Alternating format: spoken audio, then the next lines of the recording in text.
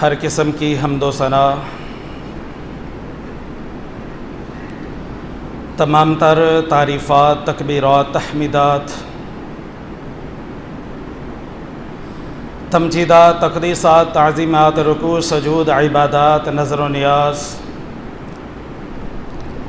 اللہ مالک العلام ذو الجلال والاکرام کی ذات ببرکت کے لیے، اس کے بعد انگنت اور لا تعداد درود و سلام حضور نبی مکرم علیہ الصلاۃ والسلام کی ذات اقدس و مقدس پر۔ معزز سامعین محترم،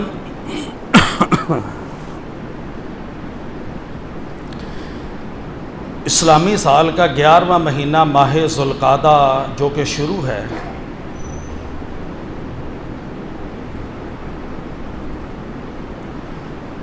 اس سال اور گزشتہ سال کے علاوہ ماضی کے اندر اور انشاءاللہ مستقبل کے اندر بھی لوگ ان ایام میں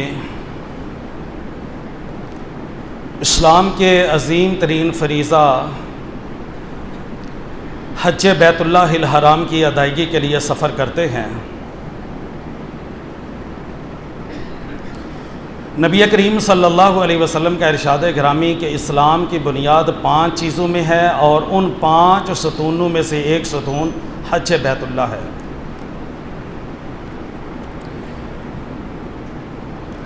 رسول کریم صلی اللہ علیہ وسلم نے حج کی بہت زیادہ فضیلت اور عظمت بیان فرمائی۔ رسول کریم صلی اللہ علیہ وسلم کا ارشاد گرامی ہے، صحابی رسول سیدنا عبداللہ بن عمر بن عاص رضی اللہ تعالیٰ عنہ مسلمان ہوئے۔ سیدنا عمر بن عاص نے جب اسلام قبول کرنے کے لیے رسول کریم صلی اللہ علیہ وسلم کی خدمت اقدس میں حاضر ہوئے، اپنا شوق، اپنا خیال ظاہر کیا کہ جناب میں اسلام قبول کرنے کے لیے آیا ہوں۔ نبی کریم صلی اللہ علیہ وآلہ وسلم سے درخواست کی کہ جناب آپ اپنا دست نبوت بڑھائیے، میں آپ کے ہاتھ پر اسلام کی بیعت کرنا چاہتا ہوں۔ رسول کریم صلی اللہ علیہ وسلم نے اپنے دست نبوت کو بڑھا دیا۔ سیدنا عمر بن عاص رضی اللہ تعالیٰ نے جب رسول کریم صلی اللہ علیہ وسلم کے دست نبوت کو بڑھتے ہوئے دیکھا تو اپنے ہاتھ کو واپس کھینچ لیا۔ سرور کائنات صلی اللہ علیہ وسلم نے سوال کیا کہ ابھی تو تم کہہ رہے تھے، اپنی خواہش کا اظہار کر رہے تھے کہ میں اسلام قبول کرنا چاہتا ہوں، ہاتھ بڑھائیے، میں اسلام کی بیعت کرنا چاہتا ہوں، اب اسلام کی بیعت کیوں نہیں کر رہے، ہاتھ کیوں کھینچا ہے؟ کہا اللہ کے رسول میری ایک شرط ہے۔ پوچھا کیا؟ کہا اللہ کے رسول اس سے پہلے آج تو میں اسلام قبول کرنے کے لیے آیا ہوں، بیعت کرنے کے لیے آیا ہوں، لیکن جناب اس سے پہلے میرے نامہ اعمال میں بہت زیادہ گناہ اور پاپ مجھے نظر آتے ہیں۔ وہ سارے گناہ، وہ سیاکاریاں، خطاکاریاں، وہ سارے پاپ مجھے تڑپاتے ہیں کہ اگر میں اسلام قبول بھی کر لوں تو یہ سارے گناہ کل قیامت والے دن میرے رب نے مجھ سے پوچھا تو میں کیا جواب دوں گا؟ میرے ان گناہوں کا کیا بنے گا جو مجھے بے چین کر رہے ہیں؟ بڑے جرم کی ہے میں نے ماضی کے اندر جہالت میں۔ نبی کریم صلی اللہ علیہ وسلم نے ارشاد فرمایا، سنو، ان الاسلام یہدم ما کان قبل وان الہجرۃ تہدم ما کان قبل وان الحج یہدم ما کان قبل، کہ یاد رکھو اسلام قبول کرنے سے گزشتہ جتنے گناہ ہوں اللہ وہ سارے کے سارے گناہوں کو معاف فرما دیتے ہیں۔ اسی طرح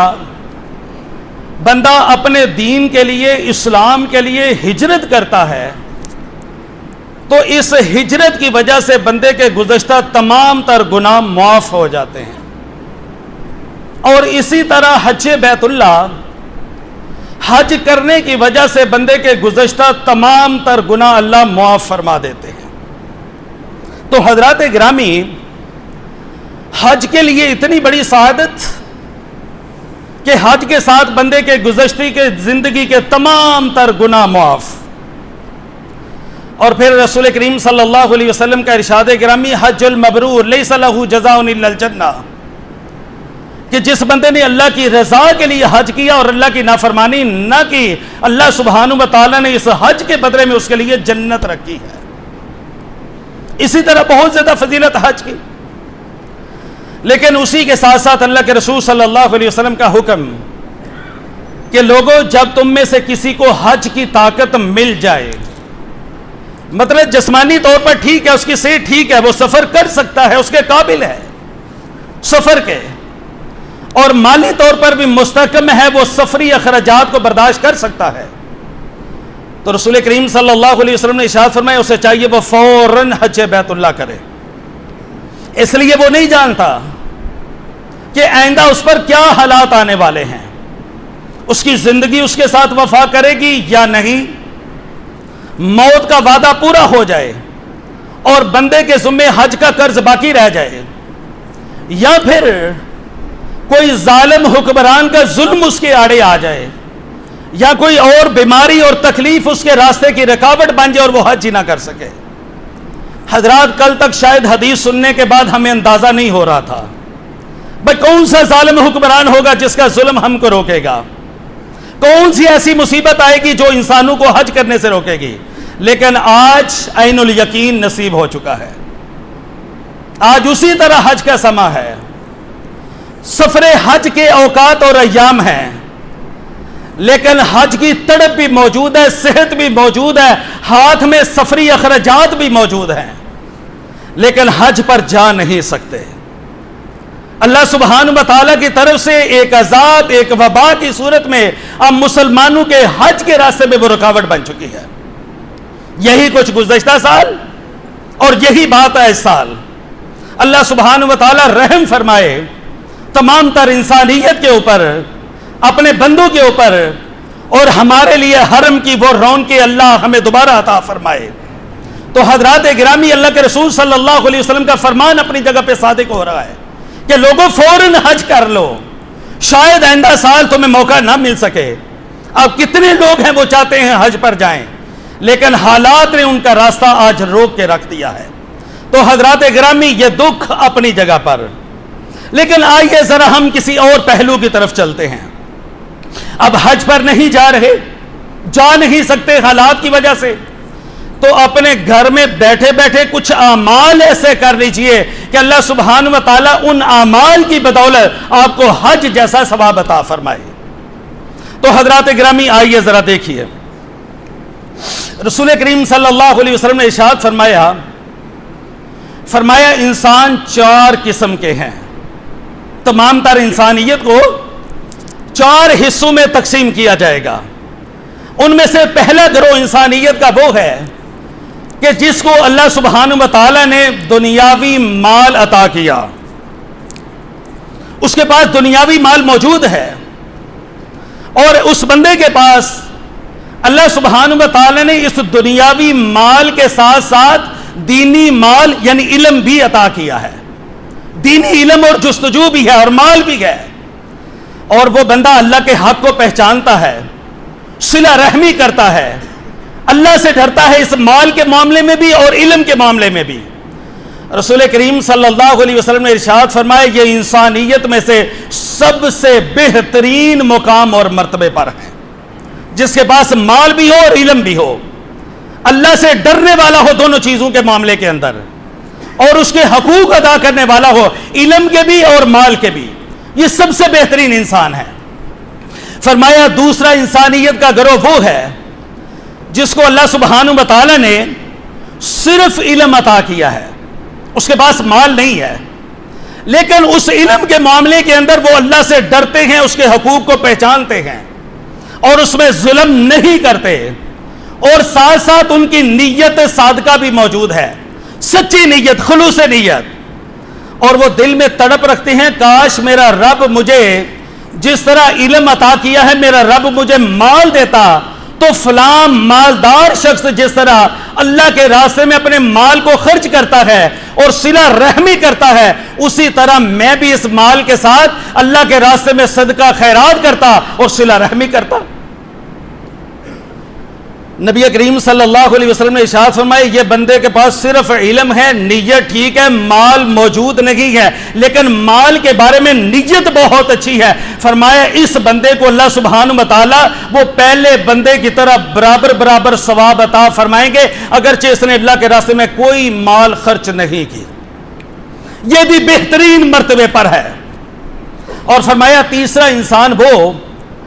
جس کو اللہ سبحانہ و تعالیٰ نے صرف مال دیا ہے، علم نہیں ہے۔ اب مال ملنے کے بعد وہ اللہ کے حقوق کو نہیں پہچانتا،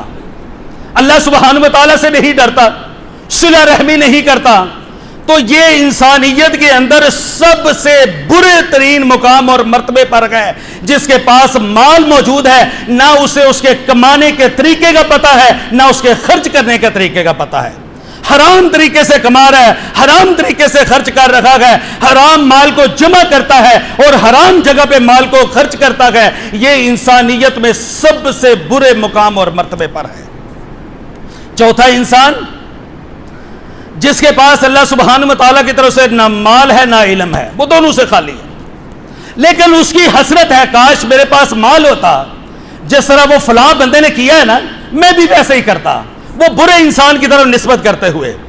جو اللہ سبحانہ و تعالیٰ کی حدود و قیود کا خیال نہیں رکھتا، تو وہ نیت کی وجہ سے اس کے ساتھ گناہ میں برابر کا شریک ہے، حالانکہ اس کے پاس مال نہیں ہے، اس نے خرچ نہیں کیا، لیکن اپنی بری نیت کی وجہ سے کہ میرے پاس مال ہوتا میں بھی ایسے عیاشیاں کرتا، میں بھی ایسے یہ سارا کچھ کرتا جو یہ بندہ کر رکھا ہے۔ فرمایا یہ گناہ کے اندر دونوں ایک ساتھ برابر ہیں۔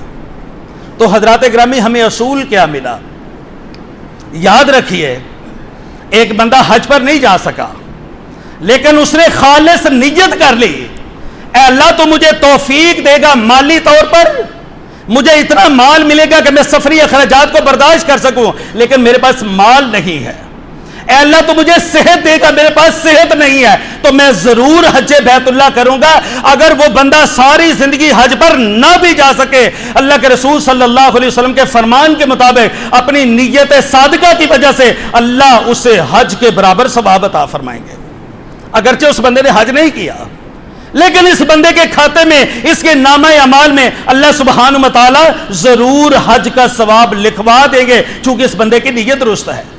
اور اس نے حج کرنے والوں کو دیکھ کر حج کی حسرت کی تھی، کاش میرے پاس مال ہوتا، جس طرح وہ فلاں حج پہ جا رہا ہے میں بھی اس طرح حج پر جاتا تو اللہ اس کو پورے حاجی کے برابر ثواب عطا فرمائیں گے۔ حضرات گرامی اب تو حج پہ ہی نہیں جا رہے، کس کو دیکھ کر اب تصور کریں؟ آئیے کوئی اور چند آسان ترین اعمال احادیث کی روشنی میں آپ کے سامنے رکھتا ہوں مختصراً، آپ ان اعمال کو کیجئے، انتہائی آسان ترین اعمال۔ ابھی اپنے گھر سے نماز کے لیے نکلے ہیں، اسی طرح اس سے پہلے نماز فجر تھی، رسول کریم صلی اللہ علیہ وسلم کا ارشاد گرامی کہ جو بندہ اپنے گھر سے باوضو ہو کر فرض نماز کی ادائیگی کے لیے مسجد کی طرف چلے، من خرج من بیتہ متطہرا الی صلاۃ مکتوبہ، فرض نماز کی ادائیگی کے لیے اپنے گھر سے باوضو ہو کر مسجد کی طرف چلتا ہے، رسول کریم صلی اللہ علیہ وسلم نے ارشاد فرمایا کہ یہ بندہ ایسے ہے کہ اجرہ حاج المحرم، اللہ کے ہاں لکھا جاتا ہے کہ یہ مسجد کی طرف نماز کے لیے نہیں بلکہ احرام پہن کر حج کے لیے جا رہا ہے۔ اللہ سبحانہ و تعالی اسے حاجی کے برابر ثواب عطا فرماتے ہیں جو باوضو ہو کر مسجد کی طرف نماز کی ادائیگی کے لیے جا رہا ہے۔ دوستو نماز تو آپ نے گھر میں بھی پڑھ لی ہوگی، یقیناً پڑھ لی ہوگی، آپ نمازیں 5 پوری پڑھتے ہوں گے، لیکن یہ مساجد نمازوں کے لیے بنی ہیں، یہ مسجدیں نماز با جماعت کے لیے بنی ہیں، اور اذان نماز با جماعت کے لیے پیغام ہے۔ اس پیغام پر لبیک کہتے ہوئے اپنے گھر سے وضو بنائیے اور مسجد کی طرف آئیے، اللہ سبحانہ و تعالی آپ کو حج کے برابر ثواب عطا فرمائیں گے۔ آئیے اتنا آسان ترین عمل، اس سے آگے چلیے۔ رسول کریم صلی اللہ علیہ وسلم نے ارشاد فرمایا جو بندہ اپنے گھر سے نماز کے لیے نکلے صبح، من صلی صلاۃ الصبح فی جماعت، جس نے نماز فجر مسجد میں آ کر با جماعت ادا کی، اللہ ہم سب کو ادا کرنے کی توفیق عطا فرمائے۔ بھائیوں، ہمارے لیے بہت بڑا المیہ ہے۔ آج دیکھیے ماشاءاللہ نماز جمعہ میں نمازیوں کی تعداد، نماز عیدین میں اپنے نمازیوں کی تعداد، یہ ہم سارے اسی علاقے کے ہیں نا، اسی شہر، اسی بستی، اسی محلے کے ہیں۔ تو بھائیوں، کبھی اپنے ضرور اعمال پہ غور کرنا، جس طرح جمعہ فرض ہے اسی طرح نماز فجر بھی فرض ہے، دونوں کی فرضیت ایک طرح ہے۔ اگر جمعہ کی نماز کے لیے آئے ہو تو بھائیوں نماز فجر کے لیے بھی مسجد میں آیا کرو، یہ بھی اللہ نے اسی طرح فرض قرار دی ہے جس طرح جمعہ کو ادا کرنا فرض قرار دیا ہے۔ رسول پاک صلی اللہ علیہ وسلم کا ارشاد گرامی، من صلی صلاۃ الصبح فی جماعت، جس نے نماز فجر کو جماعت کے ساتھ ادا کیا، ثم قعد يذكر الله حتى تطلع الشمس ثم صلى ركعتين كانت له كأجر حجة وعمرة تامة۔ اللہ کے رسول صلی اللہ علیہ وسلم نے ارشاد فرمایا، نماز فجر مسجد میں آ کر با جماعت ادا کی، پھر اٹھ کے بھاگ نہیں گیا جا کے سونے کے لیے، نہیں، ثم قعد يذكر الله، پھر اپنی جگہ پر نماز ادا کرنے کے بعد بیٹھا رہتا ہے، اللہ کا ذکر کرتا رہتا ہے، حتی تطلع الشمس، حتیٰ کہ سورج طلوع ہو جاتا ہے، اور ثم صلی رکعتین، سورج طلوع ہونے کے بعد وہ 2 رکعت نماز اشراق ادا کر لے، فرمایا کانت لہو کاجر حجۃ وعمرۃ تامۃ، فرمایا میری امت کے لوگوں یاد رکھنا، اللہ سبحانہ و تعالی اسے مکمل حج اور عمرے کا ثواب عطا فرماتے ہیں۔ اللہ کے رسول صلی اللہ علیہ وسلم نے تاکید کرتے ہوئے تکمیل کے الفاظ کو 3 مرتبہ دہرایا، تامہ تامہ تامہ، میری امت کے لوگوں پورا حج عمرہ، پورا حج عمرہ، پورا حج عمرہ، اللہ سبحانہ و تعالیٰ اس کا ثواب عطا فرماتے ہیں۔ جو نماز با جماعت ادا کرنے کے بعد نماز اشراق تک بیٹھا اللہ کا ذکر ادا کرتا ہے اور ذکر کر کے اپنی جگہ سے اٹھ کے جاتا ہے۔ حضرات گرامی، اور آگے چلیے، رسول کریم صلی اللہ علیہ وسلم کا ارشاد گرامی کہ آپ صلی اللہ علیہ وسلم نے ارشاد فرمایا، بندہ اپنے گھر سے مسجد کی طرف چلا، کس لیے؟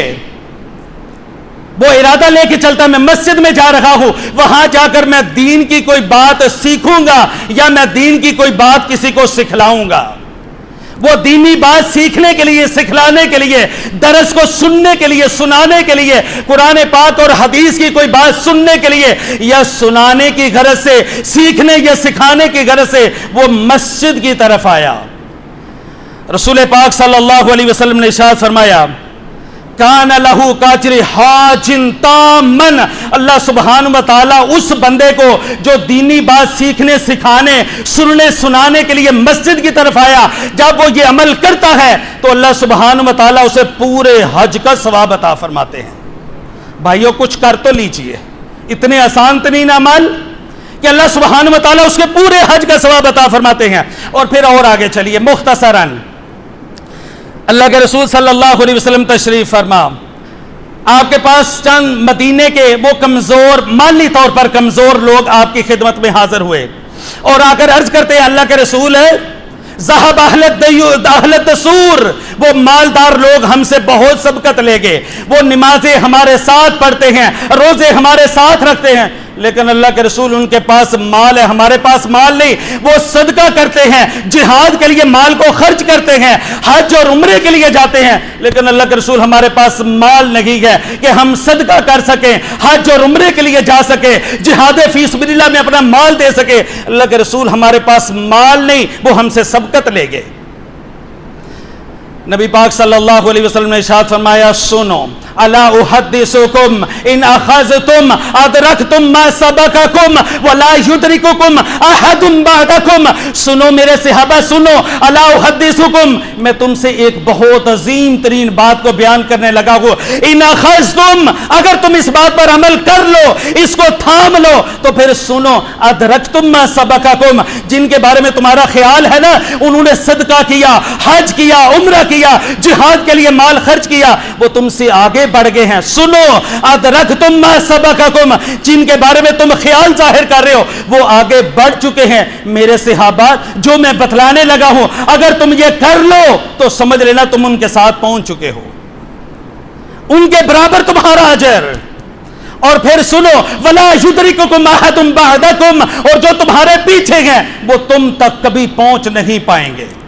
اور اسی پر بس نہیں، فرمایا میرے صحابہ جس ماحول اور معاشرے کے اندر تم رہ رہے ہو، تمہارے جیسے لوگ اعمال کر رہے ہیں، کنتم انتم خیر من بین الزہران، اپنے رہنے والوں میں سے سب سے زیادہ بہترین لوگ تم ہوگے اگر یہ عمل کر لو تم۔ صحابہ نے کہا اللہ کے رسول بتلائیے ہم نے کیا کرنا ہے کہ وہ صدقہ کرنے والے، وہ حج کرنے والے، وہ عمرہ کرنے والے، جہاد کے لیے مال کو خرچ کرنے والے، ہمارے تصور کے مطابق بہت زیادہ آگے بڑھ جانے والے، اللہ کے رسول ان تک ہم پہنچ جائیں بغیر مال کے، بغیر حج کے، بغیر عمرے کے، بغیر صدقے کے، اللہ کے رسول ان تک پہنچ جائیں اور کوئی ہم تک نہ پہنچ سکے، اللہ کے رسول ہمیں ضرور بتلائیے۔ فرمایا میرے صحابہ سنو، اگر تم یہ کر لو گے تو تمہارے ساتھ صرف وہی پہنچے گا جو یہ عمل کرے گا، لیکن اس کے علاوہ کوئی پہنچ نہیں پائے گا۔ فرمایا اللہ کے رسول بتلائیے پھر۔ فرمایا میرے صحابہ سنو، تسبحون تحمدون وتکبرون خلف کل صلاۃ ثلاث وثلاثین، اے میرے صحابہ سنو، تسبحون تم سبحان اللہ کہہ لیا کرو، تحمدون تم الحمدللہ کہہ لیا کرو، تکبرون تم اللہ اکبر کہہ لیا کرو۔ اللہ کے رسول کب؟ فرمایا خلف کل صلاۃ ثلاث وثلاثین، میرے صحابہ ہر نماز کے بعد 33 مرتبہ سبحان اللہ کہہ لو، 33 مرتبہ الحمدللہ کہہ لو، 33 مرتبہ اللہ اکبر کہہ لو۔ میرے صحابہ وہ جو تم سے سبقت لے گئے ہیں، اللہ سبحانہ و تعالی ان کے برابر تمہیں اجر عطا فرما دیں گے۔ نہیں کیا حج، نہیں کیا عمرہ، نہیں مال خرچ کیا، مال موجود نہیں، اللہ کے بندو یہ 2 منٹ کا وظیفہ یہی کر لو، اللہ سبحانہ و تعالیٰ یہ اجر عطا فرمائیں گے۔ حضرات گرامی صرف ایک نماز کے ساتھ یہ سارے اجر جمع ہو جاتے ہیں۔ کس انداز سے؟ صرف 1 گھنٹے 1.5 گھنٹے کے اندر اندازہ کیجئے آپ کس قدر زیادہ حج اور کتنے زیادہ عمرے کا ثواب لے کے اٹھتے ہیں۔ نماز فجر کے لیے باوضو گھر سے چلیے، اللہ سبحانہ و تعالیٰ حاجی کے برابر ثواب عطا فرما رہے گئے۔ آپ مسجد میں آئے، نیت ساتھ لے کے آئے کہ نماز کے بعد مسجد میں درس قرآن ہوتا ہے، ہم درس قرآن میں بھی شریک ہوں گے۔ نماز کے لیے مسجد میں آئے، آپ نے باجماعت نماز ادا کی، اس کے بعد بیٹھ کر آپ نے درس قرآن سنا، درس قرآن میں شامل ہونے کی وجہ سے اللہ سبحانہ و تعالیٰ نے آپ کو پھر حج کا ثواب عطا فرما دیا۔ اسی جگہ پر بیٹھے آپ نے سبحان اللہ الحمدللہ اللہ اکبر 33 مرتبہ کہہ لیا، اللہ سبحانہ و تعالیٰ نے آپ کو پھر حج کا ثواب عطا فرما دیا۔ اسی جگہ پر بیٹھے مزید ذکر کر رکھے ہیں، حتیٰ کہ آدھے گھنٹے کے بعد سورج طلوع ہوا، آپ نے 2 رکعت نماز اشراق پڑھ لی، اللہ سبحانہ و تعالیٰ نے آپ کو پھر حج اور عمرے کا ثواب عطا فرمایا۔ حضرات گرامی صرف 1 سے 1.5 گھنٹے کے اندر اندازہ کیجیے آپ کس قدر زیادہ بنا حج اور عمرے کے آپ اس قدر زیادہ حج اور عمرے کا ثواب سمیٹ رہے ہیں۔ لیکن کچھ تھوڑی سی ہمت تو کیجیے۔ اور حضرات گرامی جمعے کا وقت ختم ہو چکا ہے، لیکن آخری بات، رسول کریم صلی اللہ علیہ وسلم تشریف فرما، صحابی آئے سیدنا انس بن مالک خاتم رسول اس روایت کے راوی، اور آ کر کہتے ہیں اللہ کے رسول انی اشتہی الجہاد، اللہ کے رسول میں جہاد فی سبیل اللہ پہ جانا چاہتا ہوں، لیکن ولا اقدر، مجھے طاقت نہیں ہے، قدرت نہیں ہے، نہ میرے پاس جہاد کا سامان ہے، نہ جسمانی طور پر اپنے آپ کو مستحکم سمجھتا ہوں کہ میں میدان میں جا کر کافروں کے خلاف لڑ سکوں۔ اللہ کے رسول لڑ نہیں سکتا لیکن جہاد پر جانا چاہتا ہوں۔ نبی پاک صلی اللہ علیہ وسلم نے ارشاد فرمایا میرے صحابی مجھے یہ بتلاؤ حل بقی من والدین احد، اور میرے صحابی مجھے یہ بتلاؤ تمہارے والدین میں سے کوئی باقی زندہ ہے؟ تمہاری ماں یا تمہارے باپ کوئی زندہ ہے؟ صحابی کہنے لگے قال امی، اللہ کے رسول میری ماں زندہ ہے، باپ فوت ہو چکے ہیں۔ اللہ کے رسول صلی اللہ علیہ وسلم نے ارشاد فرمایا میرے صحابی اگر ماں زندہ ہے فَأَبْلِ اللَّهَ فِي بِرِّهَا، جاؤ پھر جا کر ماں کی خدمت کرو، اگر تم ماں کی خدمت کرو گے میرا رب تمہیں جہاد کے برابر، اپنے راستے میں کفار کے خلاف لڑنے کے برابر اور حج کرنے کے برابر، عمرہ کرنے کے برابر میرا رب تمہیں ثواب عطا فرمائے گا۔ تم اپنے گھر میں بیٹھے اپنی ماں کی خدمت کرتے رہو، ماں کے ساتھ احسان کرتے رہو، ماں کے ساتھ اچھے سلوک سے پیش آتے رہو، میرا رب تمہیں شمار کرے گا الحاج والمعتمر والمجاہد، اللہ کے ہاں لکھا جائے گا یہ بندہ حاجی بھی ہے، یہ بندہ معتمر عمرہ بھی کر چکا ہے، والمجاہد یہ اللہ کے راستے میں جہاد بھی کر چکا ہے۔ اللہ کے بندے تو اپنے گھر میں بیٹھا حاجی بن چکا ہے، تو اپنے گھر میں بیٹھا معتمر بن چکا ہے، تو اپنے گھر میں بیٹھا میرے بھائی اللہ کے راستے میں مجاہد بن چکا ہے، کس وجہ سے؟ اپنی ماں کی خدمت کر رہا ہے۔ سوال اٹھتا ہے ماں بھی موجود نہیں، باپ بھی موجود نہیں، اب کیا کروں؟ نبی کریم صلی اللہ علیہ وسلم کی خدمت اقدس میں صحابی حاضر ہوئے، کون؟ سیدنا عمر بن عاص رضی اللہ عنہ، اور ان کے صاحبزادے عبداللہ بن عمر بن عاص اس روایت کے راوی کہتے ہیں میرے باپ خدمت نبوی میں حاضر ہوئے، آ کر کہتے ہیں اللہ کے رسول ہے ہمارا باپ عاص بن وائل وہ کفر کی موت میں مر چکا ہے، لیکن مرتے ہوئے وصیت کی تھی، کہا میرے بیٹو میرے بعد 100 غلام آزاد کرنا۔ اللہ کے رسول میرے بھائی ہشام نے کہا آدھے میرے آدھے تمہارے، اور میرے بھائی ہشام نے اپنی طرف سے باپ کی وصیت کے مطابق 50 غلام آزاد کر دیے ہیں۔ اب 50 غلام میرے ذمہ ہیں، میں آزاد کرنے لگا ہوں، لیکن پھر مجھے سوچ آئی میں آپ سے مشورہ تو کر لوں۔ اللہ کے رسول آپ کے پاس حاضر ہوا ہوں، مجھے بتلائیے کیا میں اپنے باپ کی طرف سے جو کفر کی موت میں مر چکا ہے، وہ مسلمان نہیں ہوا، عاص بن وائل کفر کی موت میں مرا ہے، اللہ کے رسول مجھے بتلائیے کیا میں اپنے باپ کی طرف سے وصیت پوری کرتے ہوئے میں بھی 50 غلام آزاد کر دوں، مجھے اجازت ہے؟ نبی پاک صلی اللہ علیہ وسلم نے ارشاد فرمایا عمر سنو، اگر تمہارا باپ مسلمان ہوتا تو تمہارا باپ کی طرف سے صدقہ کرنا، باپ کی طرف سے غلام آزاد کرنا، اپنے باپ کی طرف سے حج کرنا، اپنے باپ کی طرف سے عمرہ کرنا یقیناً اس کے لیے باعث ثواب تھا، اس کو ضرور اجر ملتا، لیکن تمہارا باپ کفر کی حالت میں مر چکا ہے، اب تم 50 غلام باپ کی طرف سے آزاد کرتے ہو تو تمہارے باپ کو کوئی ثواب نہیں ملے گا۔ بھائیو آپ کے لیے دردمندانہ ایک اپیل، ہم میں سے کتنے ہیں جن کے والدین دنیا سے رخصت ہو چکے ہیں؟ بھائیو ان کے ساتھ احسان کیجئے، ان کی وفات کے بعد ان کے ساتھ احسان کیجئے۔ میں کیسے احسان کروں؟ ان کی قبر پہ جا کے مٹی ڈالنی شروع کر دوں، پھولوں کی چادر چڑھا دوں؟ نہیں، اس کا ان کو کوئی فائدہ نہیں ہے، یہ خواہ میں اپنی سوچ ہے اور کچھ نہیں ہے۔ میت کو نہ پھولوں کا فائدہ، نہ قبر پہ مٹی لیپ کرنے کا، نہ ماربل ٹائل لگانے کا، میت کو اس کا کوئی فائدہ نہیں ہے۔ فائدہ کس بات کا؟ فائدہ اس بات کا جو اللہ کے رسول صلی اللہ علیہ وسلم نے ارشاد فرمائی باپ فوت ہو چکا، ماں وفات پا چکی، اور ان کی طرف سے صدقہ کیجئے، ان کی طرف سے حج کیجئے، ان کی طرف سے عمرہ کیجئے۔ آپ کا ان کی طرف سے صدقہ اور حج عمرہ کرنا یہ یقیناً ان کے لیے فائدہ مند ثابت ہوگا۔ اور میت کی یہ تڑپ ہوتی ہے جب ان کو موت آ جائے اس کے بعد یہی کہتے ہیں کہ اگر ہماری موت مؤخر ہو جاتی لولا اخرتنی الی اجل قریب، اگر ہمیں مزید مہلت ملتی فاصدق، ہم صدقہ کر کے آتے، ہم صدقہ کر کے آتے۔ ان کی تڑپ صدقے کی ہے، اس لیے اپنے فوت شدگان والدین جن کی وجہ سے آپ کو جوانی ملی، مال ملا، دولت ملی، عزت ملی، شہرت ملی، اور آپ خود موجود ہیں، جن کی وجہ سے آپ عدم سے وجود میں آئے، دنیا میں آئے، جن والدین کی وجہ سے ان والدین کا قرض ہے آپ کے کندھوں پر، اگر وہ دنیا سے جا چکے ہیں تو ان کو مت بھلائیے، ان کے لیے صدقہ کیجئے۔ آپ بہت بڑی رقم نہیں کر سکتے، معمولی کیجئے۔ میرے رب کو آپ کی رقم کا معیار چاہیے، مقدار نہیں چاہیے۔ اللہ کے راستے میں ان کے لیے صدقہ کیجئے، اللہ سبحانہ و تعالی آپ کو حج کے برابر ثواب عطا فرمائیں گے، اور اسی طرح عمرے کے برابر ثواب عطا فرمائیں گے۔ اللہ سبحانہ و تعالی سے دعا گو پروردگار ہمیں یہ مختصر حسین اعمال کو بجا لانے کی اور زندگی کا معمول بنانے کی توفیق عطا فرمائے۔ اقول قولی ھذا واستغفر اللہ لی ولکم والحمد للہ رب العالمین۔